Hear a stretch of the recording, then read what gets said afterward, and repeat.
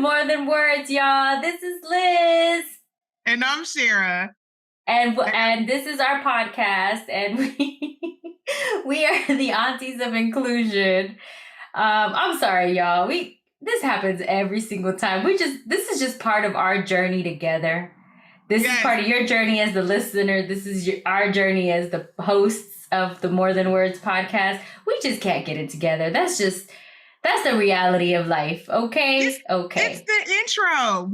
You know what? We just need to record it and just start talking, because at this point it's ridiculous. And I laugh, and I'm sitting here just laughing well before you hit like record. I'm like, I just can't help it. I'm like 5 years old. Just like, I know what's about to happen. Let me start laughing now. Like, it happens. So hopefully everybody is joining us, and you just wanted to know what did you walk into? Well, you walked into the fact that every recording, Liz and I decide who's going to do the intro, and we always just have this moment of like, oh, we just forgot and we just talked about it. So welcome to that journey of us being uniquely us. So yes, we the Aunties of Inclusion, and we're supposed to say that. Liz tells me, make sure we say Aunties of Inclusion, Aunties of Inclusion, Aunties of Inclusion. Hashtag Aunties of Inclusion. Hashtag More Than Words podcast.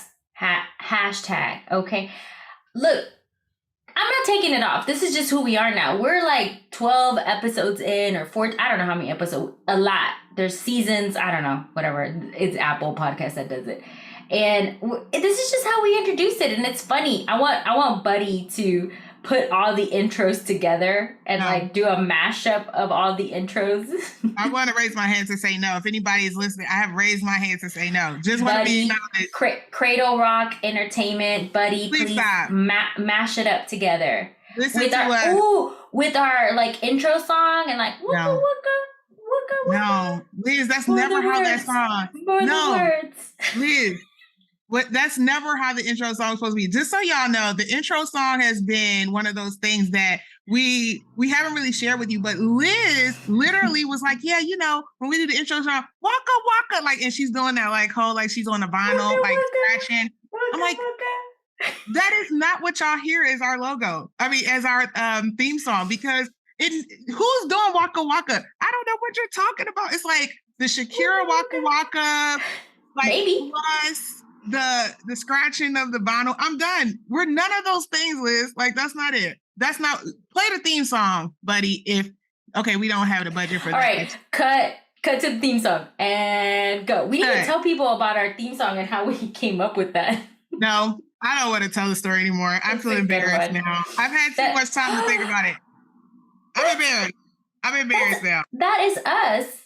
You don't like my emojis? I'm gonna put our emojis on Instagram. No. Oh my goodness. I'm gonna put our theme song on Instagram, and in the comment section is gonna be our emojis, and I want to see if people get it. No, they're not going to get it. We'll go. Let's do this on our session, our short IG session. But let's jump into our episode around the auntie moment.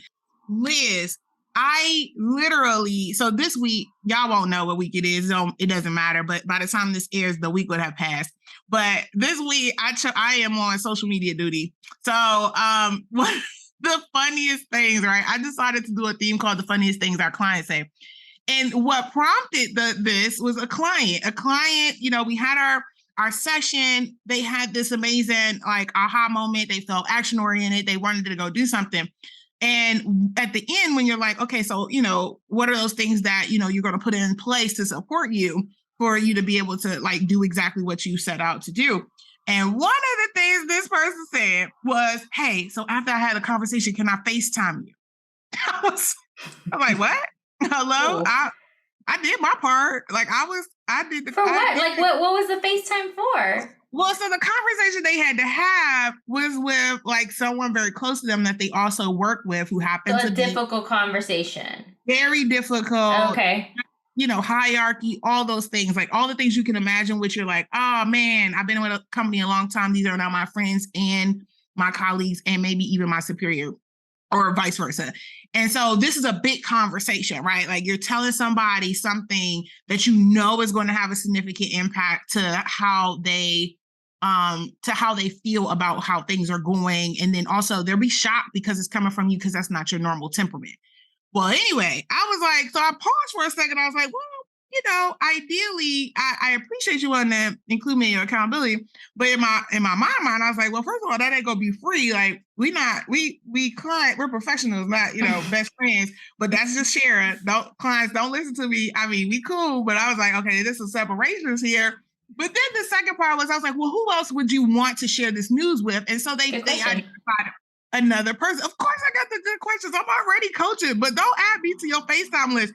First of all, I was so shocked for a minute. I had to just come through, but I was like, this is one of those moments where I love our coaching relationships, because there is these points when you've coached people and they've moved through their career and they're into their new journey, that people forget that we are in this professional place because of the environment that we create together. Yeah. But at the same time, I was honored, but also I was like, no, we ain't been friends. Well, and also too, like, cause I'm glad you said that, cause I've had that moment too. And one, I'm honored when people do select me as their coach. I'm really honored that I get to be part of your journey. That is why I do it, because I was very blessed to have other people that were coaching me to be part of my journey. And I want to make that impact for people, because the coaching is a technique, and it's a skill set, and it's like a painting. It's beautiful, right?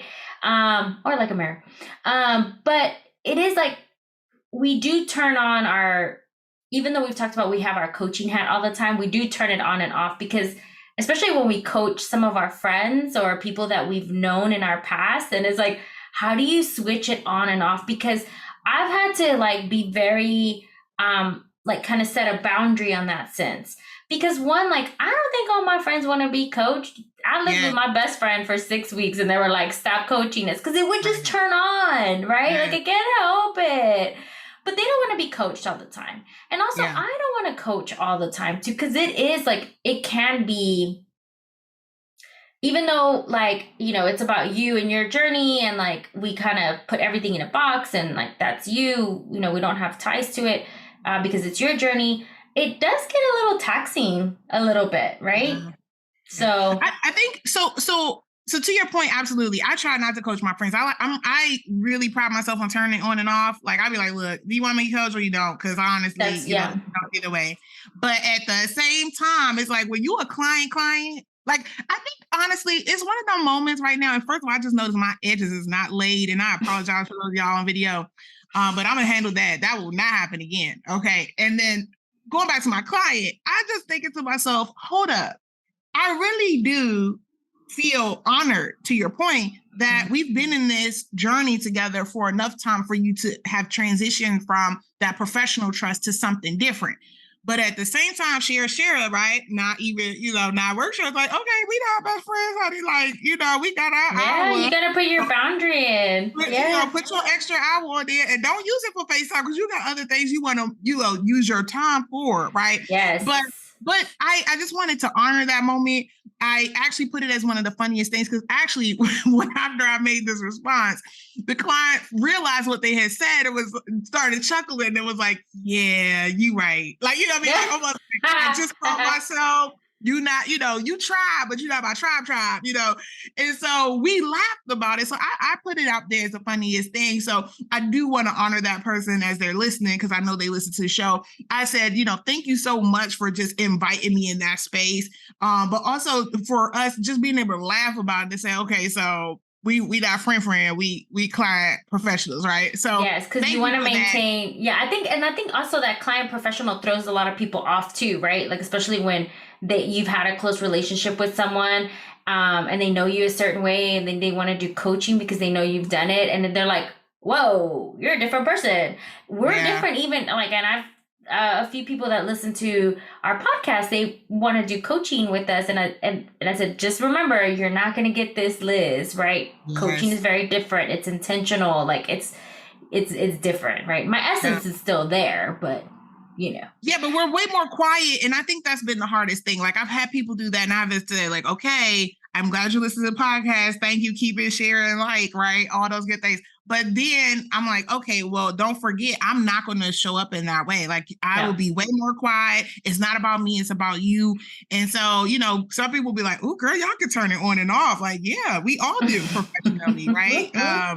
But let's get to our guest. Okay, so we're moving to our guest today, but let me do a trigger warning before you go. This trigger is different than what our normal, I wouldn't say normal, but our more our typical trigger warnings that we may have had in the past that are very specific.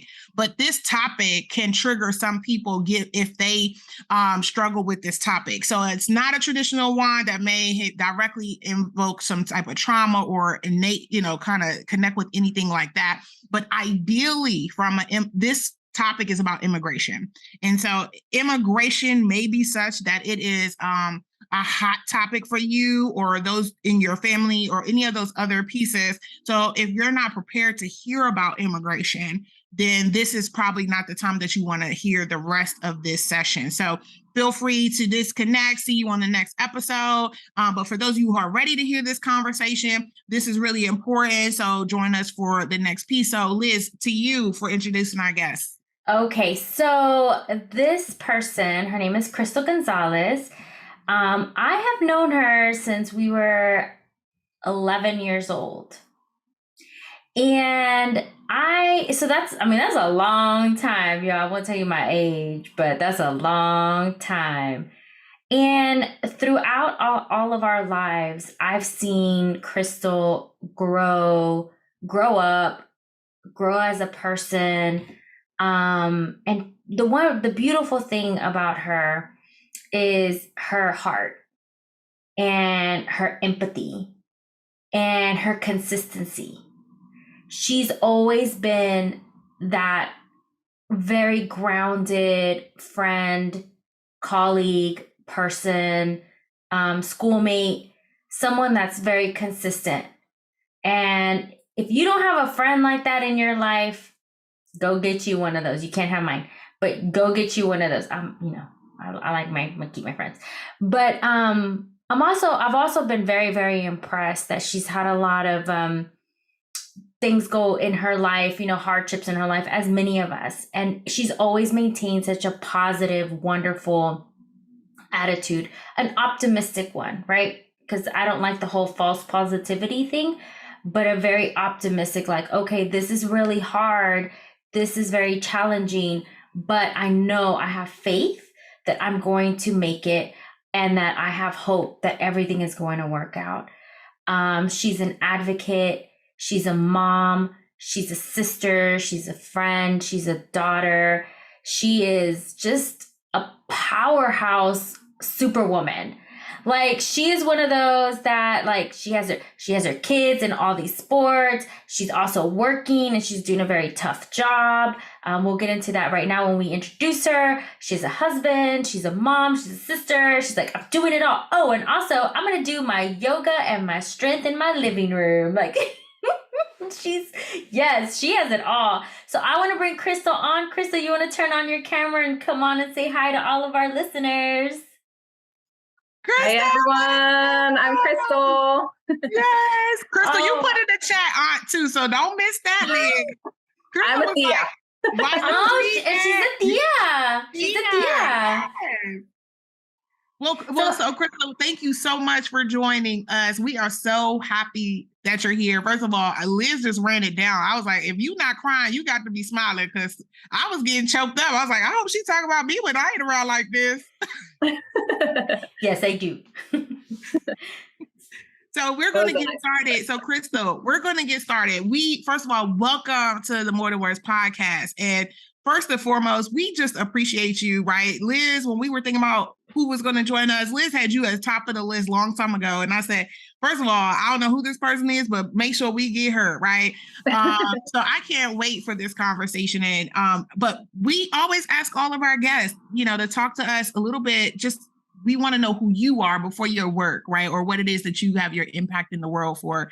But tell us about you. We shared our diversity wheel. What are some of those top dimensions that you found in the diversity wheel that really just is important to you and that is important for our listeners to hear about why you are important and also the work that you do. Great. Thank you. It's an honor to be here. Thank you so much for thinking of me in that warm, touching introduction, Liz. And Shara, thank you also for having me. I reviewed that dimension wheel and I'm thinking like, for me, it has been a combination of like internal, then also external. So like for internal, just being Latinx, female. Obviously, Houston's very diverse, but being a female and then Latina, I think has really resonated with me. But also like my faith and my education. So I went to St. Thomas. I think to me, like going to university where I can continue on my journey I'm a spiritual person, and just like learning everything that I did at St. Thomas has really resonated with me. Like those are the main ones that I could think of, as well as, it's just a geographic location, like being in Texas, Houston. I think like just a very diverse city and just exposure to people from all over the world.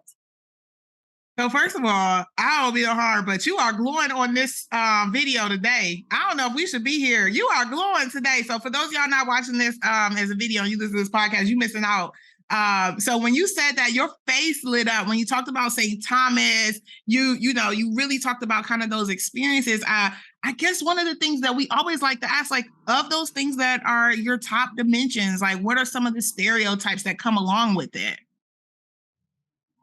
Yeah, I think that's where it's been like the hardest, right, for me, like those internal factors. I remember when I was working, I had a job as a waitress. And I remember I was thinking like, oh, I'm going to get educated. This is a part-time job. I'm graduating from high school. And the management in that restaurant, it was a very expensive restaurant where like baseball players would go. And the restaurant was like, you're going to go to college? Like, no, this job is for people like you. So it was the first time when I realized like, people like me, okay, what are you talking about? Like, okay, female, my race and my background. And so to me, that was like a wake up call to like say, wow, why are we so stereotyped? Just thinking that Latin, female, we're meant to work in a restaurant or, some kind of service industry. And that's so interesting that you bring that up, Crystal, because my best friend and we were just talking about that challenge, so not only did you get that stereotype from someone saying, what are you talking about? You're Latina. This is where you're supposed to be at, or this is what y'all do.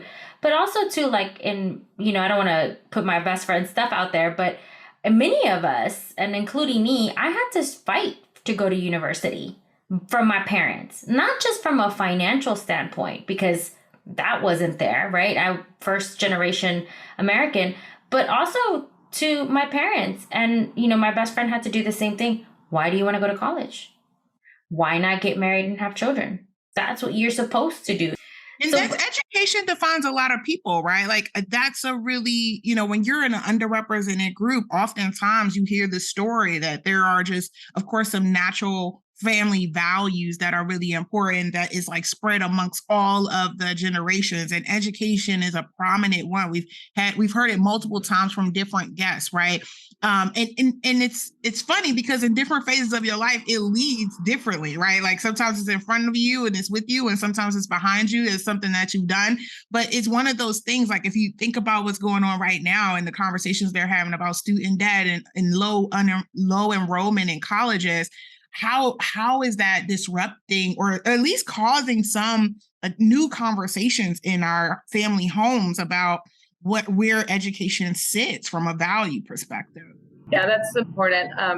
It's like the big picture of like, for me, like knowledge is like power. And so getting educated was important. But like Liz mentioned, like the funding part and everything, I always feel like I always had to work double, right? Like I went to my counselor's office and I would say, where's the list of all these letters you're getting for scholarship opportunities? Can I have a copy of them? And so like working really hard to like get as many scholarships as I could to be able to get my undergraduate degree, and then like getting loans for my graduate degree, but knowing that it's something that was important for me because I wanted to be educated. I'll talk about it a little bit too, because of what my my dad went through, and my mom telling me, like, you have to be educated because you never know what life is going to give you. And so that would give you an opportunity to be like stable, and not be dependent on your spouse if you have a future spouse. Wow. And what did that experience when that person told you at the restaurant, what are you doing? Like, because you talk about it now, right? Like, that's obviously come up. Is that something that you thought about throughout your journey? It does. And that's what I mean. Like, sometimes those internal factors kind of stay with you. I feel like as you grow as a person, you mature, you realize, like, that there's always going to be those stereotypes in our society, unfortunately. And, just kind of have to learn to just kind of either one, I feel like some people just don't take the time to understand, right? And so as you go through different phases of your life, you realize, like, it's okay that people, you don't have to worry about what people say, because if you do and you spend your energy on that, then you're not going to be doing wonderful, amazing things in your life. But when I was young at that age, I mean, obviously now I'm mature enough to, like, just eventually let it go.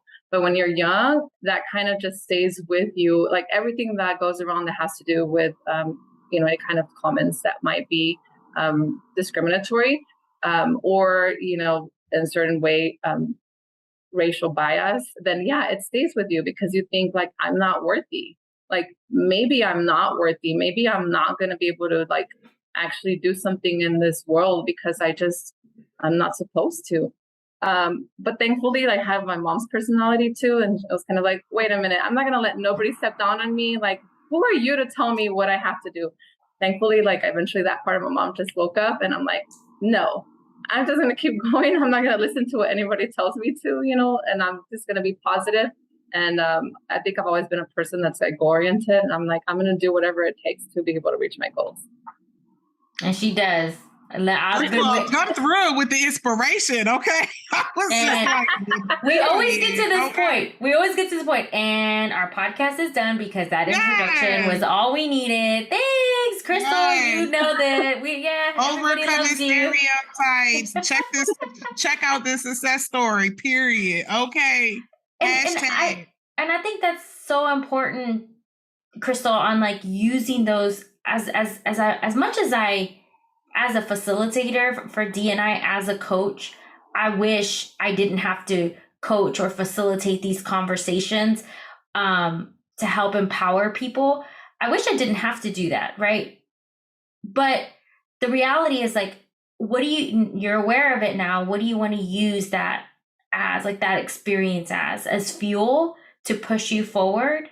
Even though, like, you're aware that this has happened to you, you're aware that other people have different perspectives. And also too, like you mentioned, some people aren't ready to be having those conversations. Mm-hmm. And, they might not be willing to have those conversations. I mean, one of our first episodes with Robert in the Human Conversation, he talked about that, right? He talked about being emotionally intelligent to be able to have these very difficult conversations. It doesn't come innate, especially in our society, especially in the US too, where, we're trying to be nice to one another. We're trying not to offend other people, right? But, are we emotionally ready to be having those conversations? So that's beautiful. So I know in the work that you do, if we can share that with people, Crystal does a lot of work. She's an advocate. She helps a lot of families immigrate into the U.S. and come into the U.S. So what inspired you to pursue that? Well, my parents were immigrants, right? And so just like in the early days, and many people to this day, they just wanted a better life for their children and their family. And so, they were not going to come to the U.S. to be criminals. They actually wanted to just work and provide for their families and give us more opportunities. So just seeing my parents as immigrants and, like, everything that, what they went through inspired me to continue to help people who are also immigrants. And, just in the moments that we had to get support for, the language barrier, and my parents needing just multiple networks for support. I understood that I could be that person and I could be an advocate. So just taking like what my family bringing was and just kind of expanding that. And like, I think I'm passionate about it for that reason.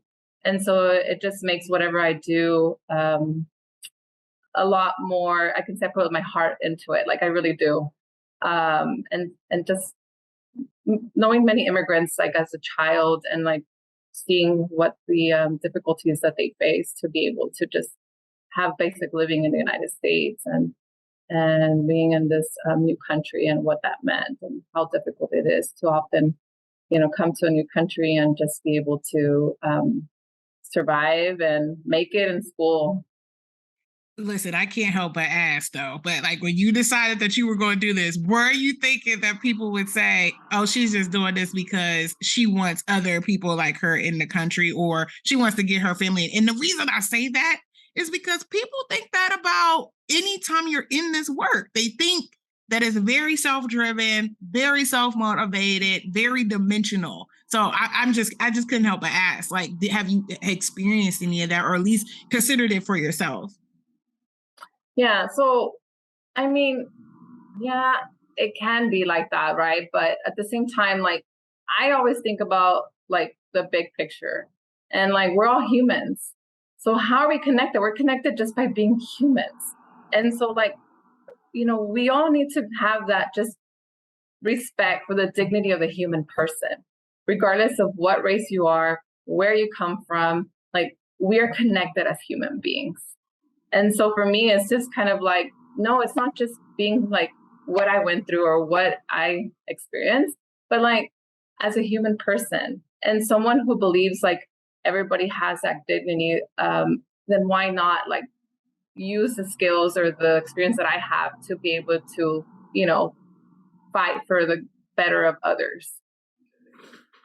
First of all, she said that for the people in the back. I just want to go on record. I hope y'all heard that all the way in the back, who needed to hear that you can have purpose and be self-fulfilled, self-driven through things that you love and it's important to you, versus it just the visual demographics or the demographics that people just most often associate. I hope they heard it in the back. Okay, I'm sorry, I had to say that. And I want to be a little selfish too, like Crystal. Like I know you said, like it's not about me, but yeah, like why not diversify our country? And like we are a diverse nation, right?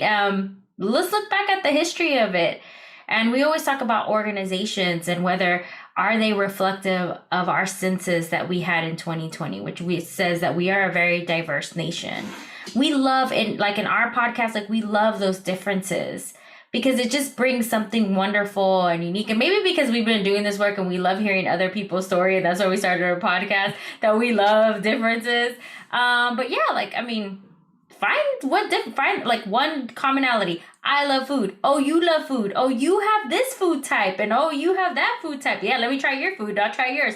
There you go. That's how it works. You're welcome. So, Crystal, like one of the things that we often hear as DEI facilitators is we hear, people should just come into this country the right way. And I put it in quotation marks just for those who can't see me, because I'm a first generation American and I got certain feelings out of it. So I got two questions. So how do you, one, respond to this? And what is the quote unquote right way to come into this country? So it's very complex. Like the right way would be very complex. It depends on what country you're from. And it was like through family or employment based. If you're employment based, you pretty much have to be well off for the most part, and either wealthy or you're gonna pretty much have like the finances to be able to start up a business here, a lot of money. And if it's through family, then that means like you have to wait like 20 years. Like my aunt, for example, right? My it depends where you are, like who's petitioning who. There's different categories. So like if it's like an aunt to a sister, that could be like for Mexico, it could be 20 years. So by that point, it's kind of like most of your life has already gone. And it's like, you might still want to come to this country the right way, but it's like you pretty much have already met most of your seniority life and you're ready to retire. So we're talking about years and years and years for certain people to be able to come the right way. And not only that, like you need to be able to have someone to sponsor you. So if you don't have anybody in this country to sponsor you, then how are you going to be able to come to this country the right way? It's almost impossible if you don't have anybody to be able to sponsor you. And that means like financially, like you need to have someone to be able to sponsor you. So the right way, it's definitely not very easy. It's a very complex process. And this is a reason why it leads to a lot of people, coming different ways. And they have to, because they have there's just very, very difficult for them to be able to find a way to survive if they don't leave certain situations in their country. Well, and that's what I read a book called In the Fog, and it talks about a person's journey from Central America all the way into the United States, and talks about the grueling experiences that they faced during that process. I had family members that have crossed as well illegally into the country, and what they've gone through. Like one of my family members has still not talked about it 20 years later. Hasn't shared like the experiences that they had during that time. It's a very, very difficult topic for her to even talk about. And so when I asked them, was it worth it? They said, absolutely. I said, would you do it again? They said, absolutely. And it's like, if you think about the things that people go through during that journey of coming into this country, it's like, imagine the things that they're running away from their own country. Because in reality, and this is my thoughts, and I don't know if other people share this or not, but for me, it's like, one, what are they seeking refuge for and from? And because most people don't want to leave their home country. Most people love being surrounded by familiarity, right? And I think a lot, especially some people who are only comfortable around, the same and what they're used to knowing. Imagine having to leave all of that, right? And come into a country that's unknown and completely different than what they're used to. It's like, what are they? Think about like what are they seeking refuge from? Yeah, go ahead, Cheryl. Yeah, and I would say oftentimes, I will say there's been different conversations, particularly around this topic, and specifically in the spaces in which I am, especially when they're mostly in Blackness, right? And people are like just confused as to what it is, their intention, right? Of like when someone comes, what are they coming for? Because the narrative has been horrible, right? Like it's this, very much so something's being taken away from you by someone coming in this country. When you're like, okay, but all of us technically are implants from somewhere else because no one was here but the Native Americans. So yes. Let's go ahead and say that out loud.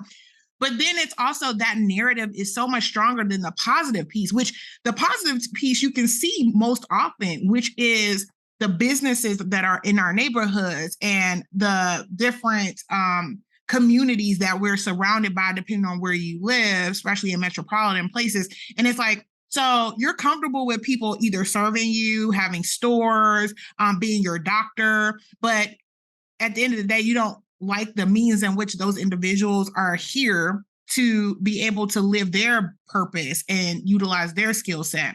Now, I say all that to say, I come from a Southern family. I've had some difficult conversations where people are like, I still don't like it, right? Like they're taking jobs away from us. Now, I'm not saying my whole family. Let me put that disclaimer, but I'm talking about conversations I've had with family, period, in the past, where there was some sense of like, this is going to harm me in some way, and somehow this is going to impact Black people and the access to jobs. And then not more recently, but when I got a little jazzy, right, in college and more knowledgeable, I was like, well, so would you do the jobs, right? They're coming here, or people are coming here for a better life, right?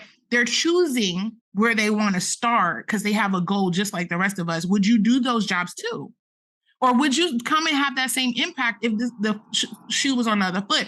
And that's where you start going down those little rabbit holes when people are confronted with their bias or their racism or stereotypes where they really have an incomplete story about others.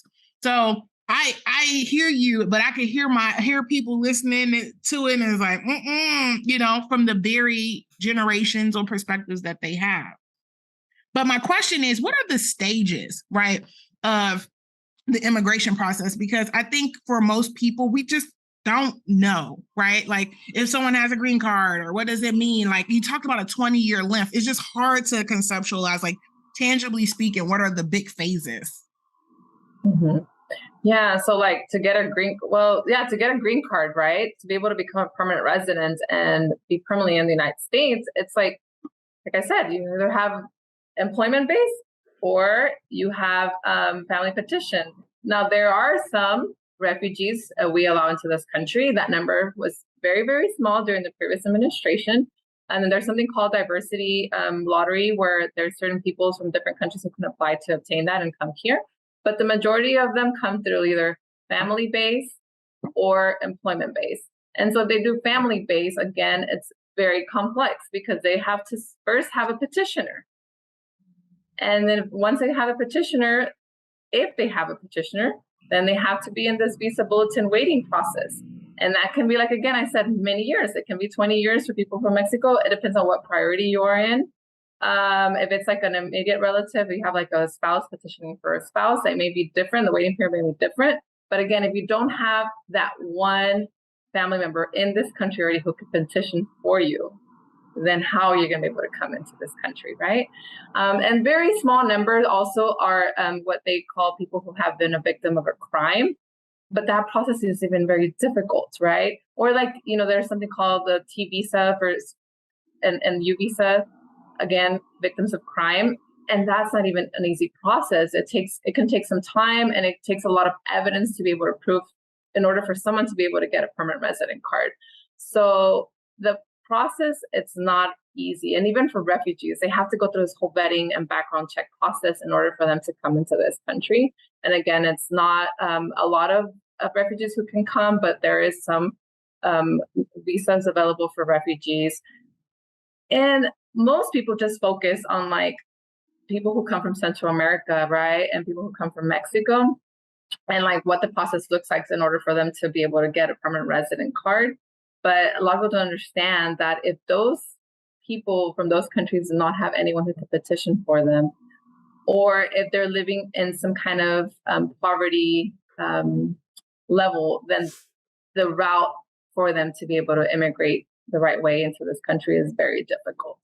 And they want to come here because they want to be able to look forward to more opportunities and live the American dream, work hard. The majority of them just want to work hard when they come to this country. Yeah, I think one of the questions that, and this is, I can't take credit for this, but this was a question from my husband, actually. He says, are there any like success stories or of people that, what they've contributed, what immigrants have contributed to the country? And also, you mentioned this, and we talked about this, of like they're escaping or leaving their country for a reason because they're being forced to do that. Like, do you, not particulars or specifics, we don't want to hear that, that's personal, but what are some of those success stories? Yeah, so I won't go into particulars, but just think about recently, like the war countries, where you have people who are fleeing these countries, and then they come here and they really want to just start up a business and then from there grow, and they contribute to the U.S. economy. We love their cuisine. I mean, I love going to these restaurants and eating their food. And they're also raising their families here. Yeah. And they want to be able to learn English. They want to be able to contribute to the U.S. economy. They pay their taxes. So to me, that's like a success story because they're contributing to the economy. They're bringing, they're sharing their ethnic food with us, and we like those ethnic foods. All the spices and everything, it's delicious. And honestly, like for me, it's like, oh, I can just, right now I'm already getting hungry. So it's around lunchtime. It's lunchtime over like, there. Can I just go to the restaurant and get some food and then come back and we can continue? But no, really, I think it's like something important because a lot of times it's like we want to have that exposure to diversity and the different cultures, and we like their food, we like to drink tea and try different things, but it's like only we kind of tend to be sometimes selfish. It's like only what we want, like so we can get to pick and choose. It's like, yeah, come, but we only want your food in restaurants, but you know what? That's it. Don't go from there anymore. Just leave it as that. We just want to eat your food. That's one of my biggest things, and we might edit this or not, but I'm gonna go ahead and say it. If anybody calls my people criminals, okay, but you're gonna eat tacos, don't do it. You know, I have an issue with that. Tequila, no, you leave it with me, okay? Don't call my people criminals and then go have tequila and tacos. Nope, we're not doing it.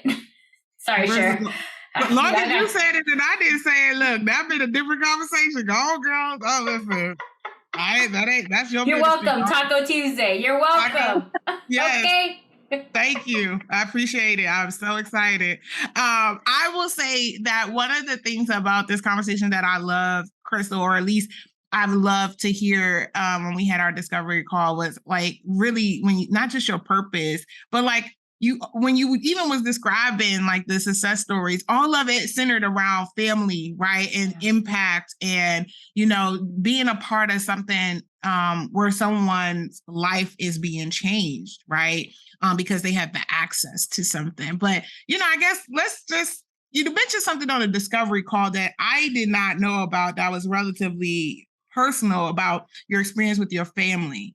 And so, what has that experience with your family and the work that you do kind of had an impact in this area?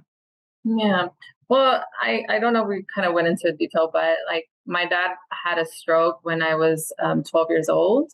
And so that and like also my family values. So my parents always like made sure that we honored respect for others, worked hard, just those values of family values of helping others, being respectful, working hard.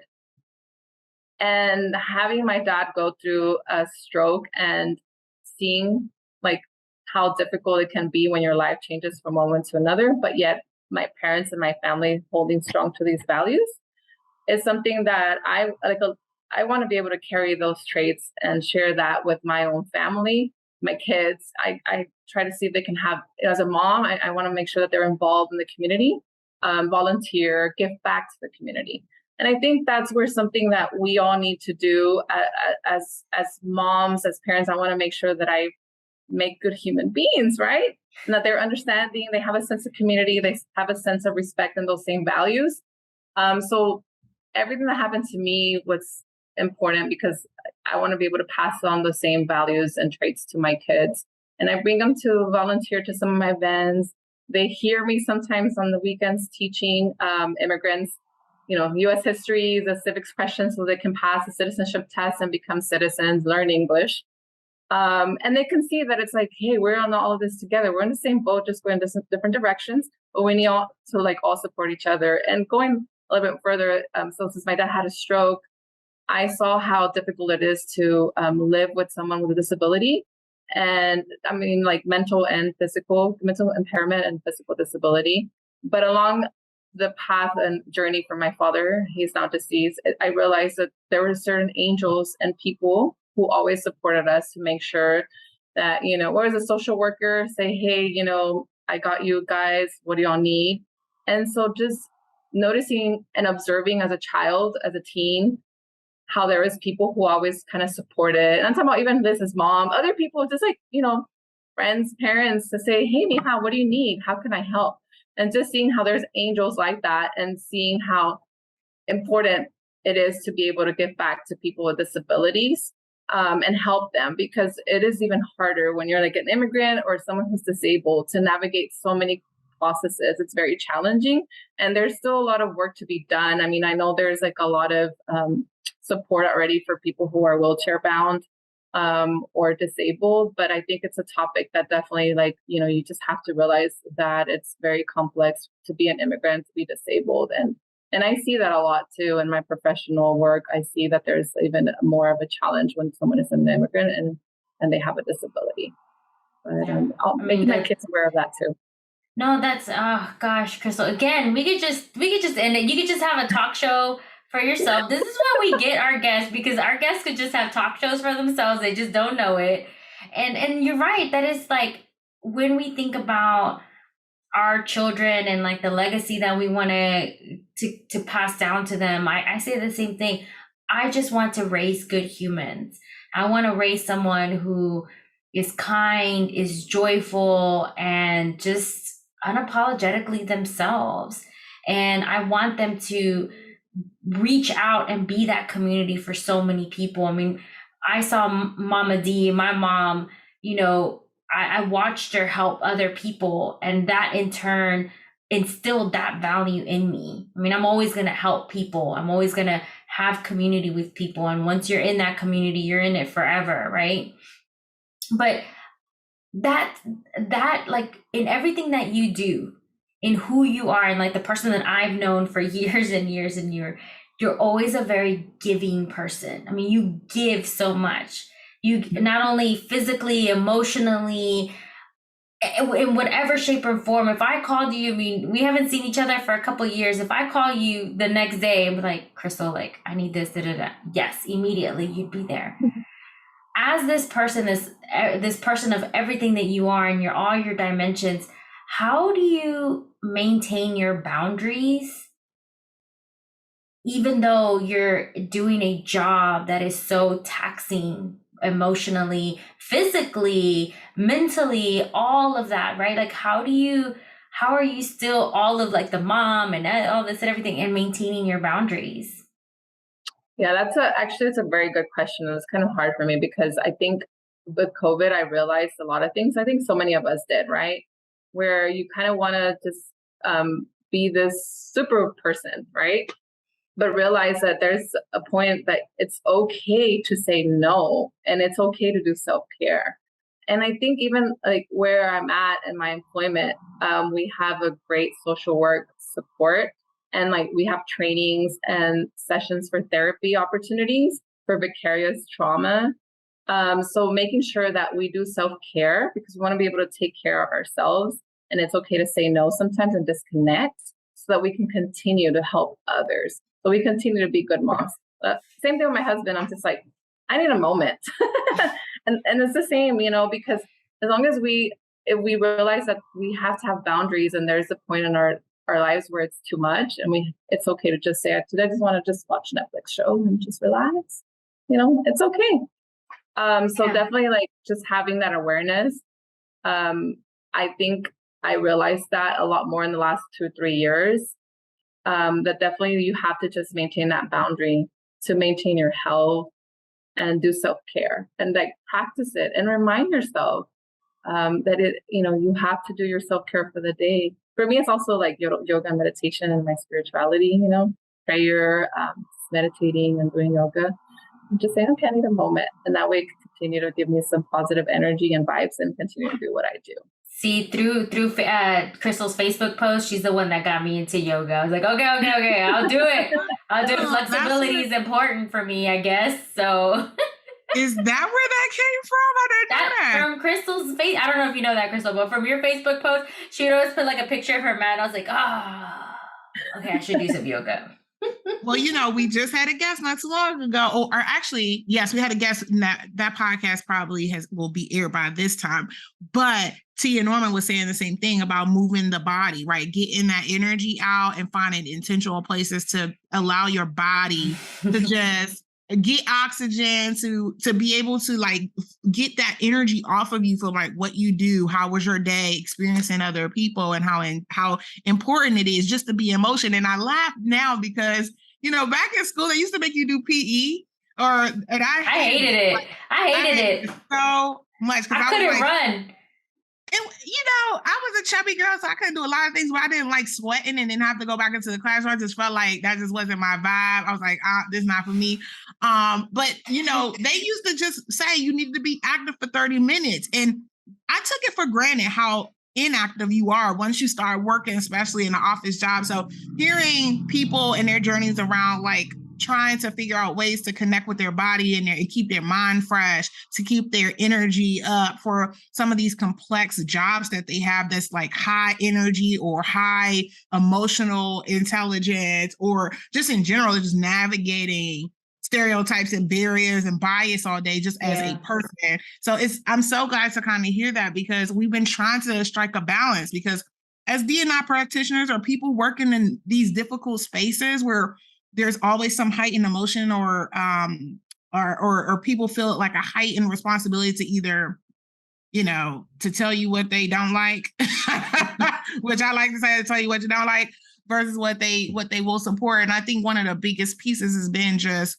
keeping, and we've been choosing to like, how do we keep ourselves healthy for this work? Yeah. Like, how do we make sure that we don't let our own self down, like we've seen in the past, where you get burnt out and we lose the momentum because we individually haven't taken care of ourselves. And you can do both, right? You can do both. You can take care of yourself and take care of others. There's no or. So, and in this work, the work that you're doing, Crystal, is like, it is hard. I mean, seeing those stories, and that's why I wanted to ask that boundary question, because you're in it day in, day out, and how do you not bring it home, right? How do you not bring the stories home? It's very similar to like our teachers, our nurses, how do you not bring all of that home? And I think part of it, your kids seeing that is amazing, because it's building their resilience too, and also their kindness muscle as well too, and their empathy muscle. So I think that's just,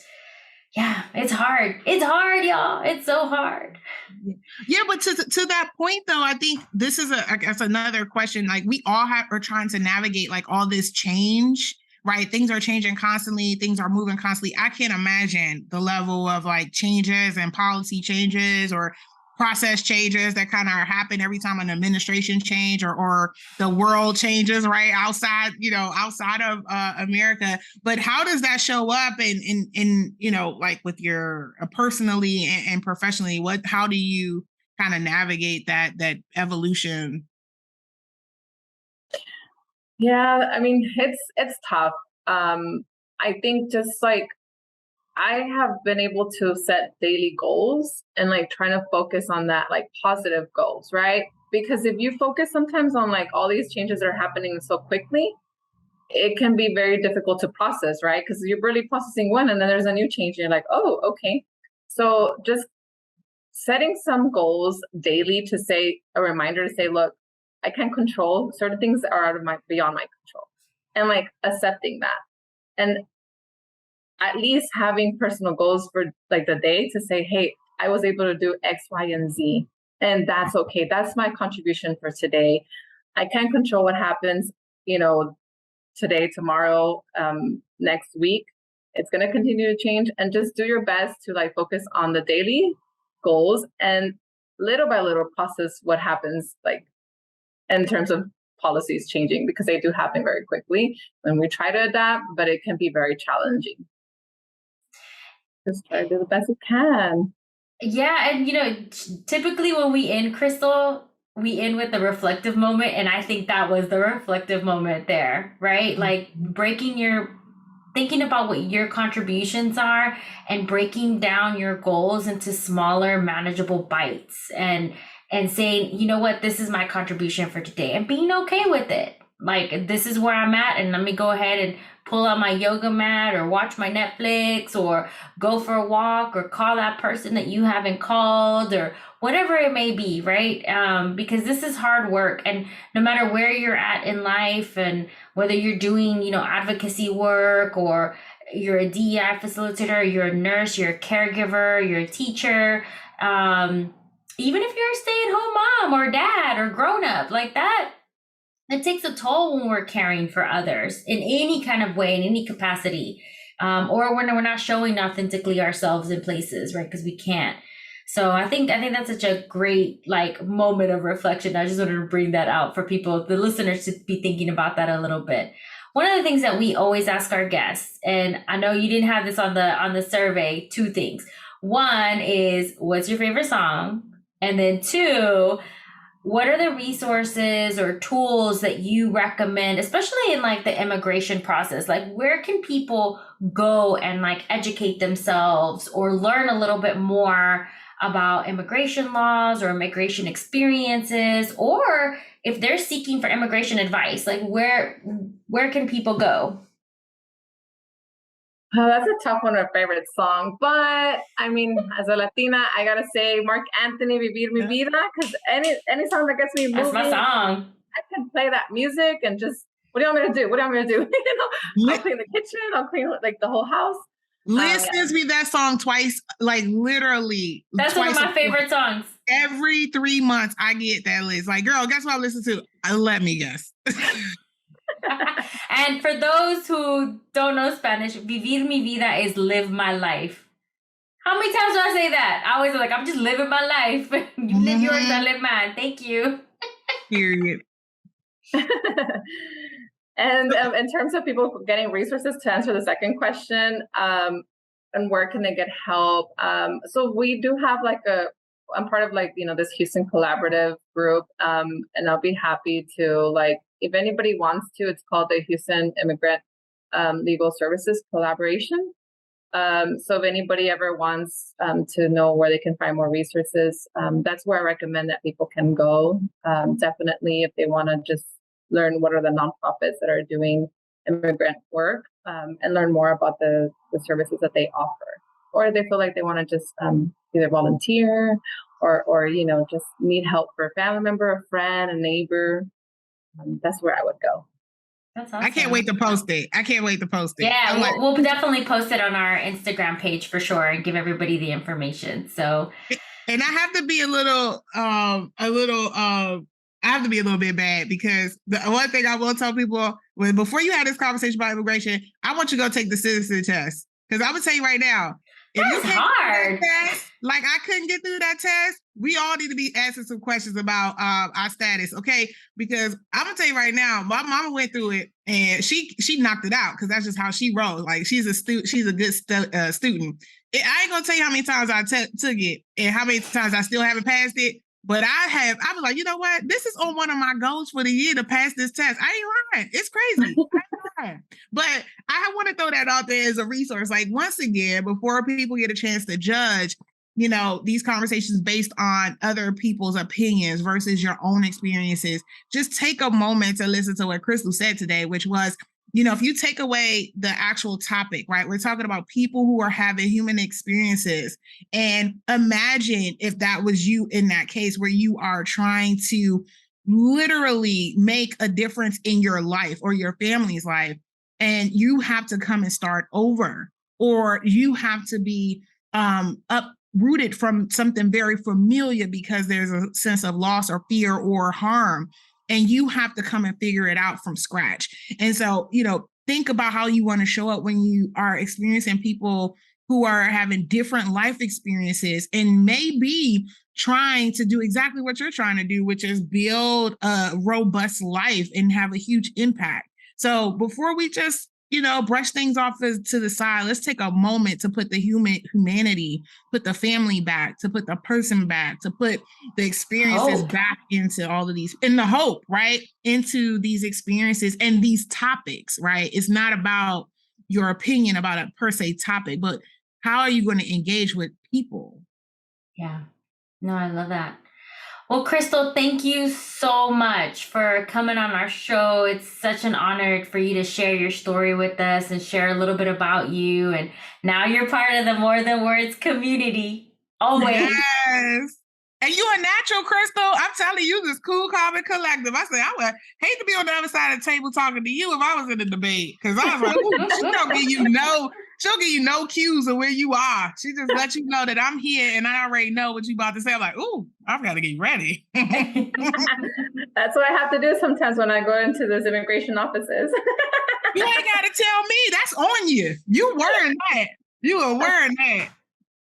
Thank you so much. I appreciate it, Liz and Shara. It's been a pleasure. All right. Thank you so much, y'all. Follow us on Instagram at More Than Words Podcast. Email us questions. Who do you want to see? What questions do you have for our guests at Liz and Shara at morethanwordspodcast.com. And our website is going to be out very, very soon. I promise. We promise Chris as well, too. Okay, yes. Cool. See y'all later.